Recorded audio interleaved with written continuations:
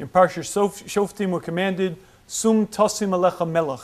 It is a mitzvah aseh, a commandment to place a king upon you. And then the Torah tells us many of the warnings to the king.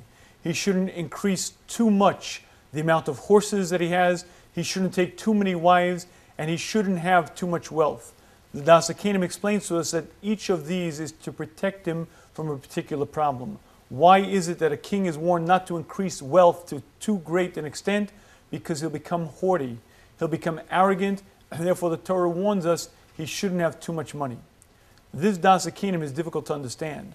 The Rambam tells us that there is an obligation to treat a king with respect, to the extent that any person, no matter how significant, no matter how important, when he walks into the king's throne room, must bow down full face in the floor. Any person there must treat the king with respect, and the king is not allowed to be mochel, is not allowed to overlook his respect. So if in fact the king is the seat of power, if in fact the king must be treated with respect, yet the Torah understands that he will not become arrogant because he can protect himself by it by being a Ben Torah. Why is it then that the Torah is so afraid? But money? No, money he can't possibly handle. Make sure he doesn't have too much money. If he can handle power, if he can handle honor, why is it that money seems to be so much more difficult?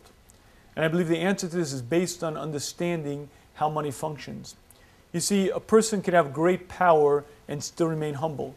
Because at the end of the day, I know how much power do I really have. My own destiny I can't even control.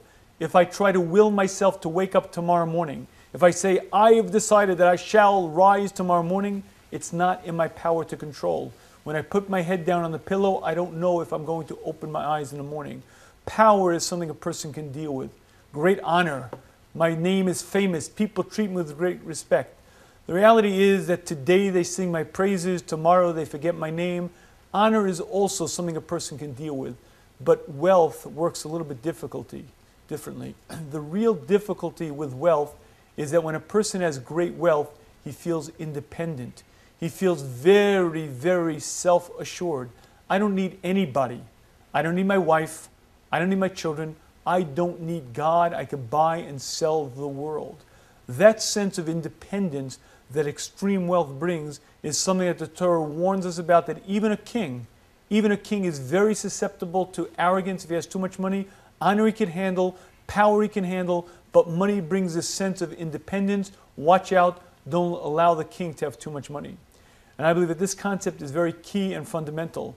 The center of our relationship with Hashem is a sense of humility, understanding that I am the creation and Hashem is the creator. I am the servant and Hashem is my master, is the pivot point in our entire relationship with Hashem. In our current times, many people are blessed with wealth. Wealth is a tremendous bracha if it's used appropriately. However, it brings a very real danger. The real danger is the sense of independence, the sense of power that I don't need anyone.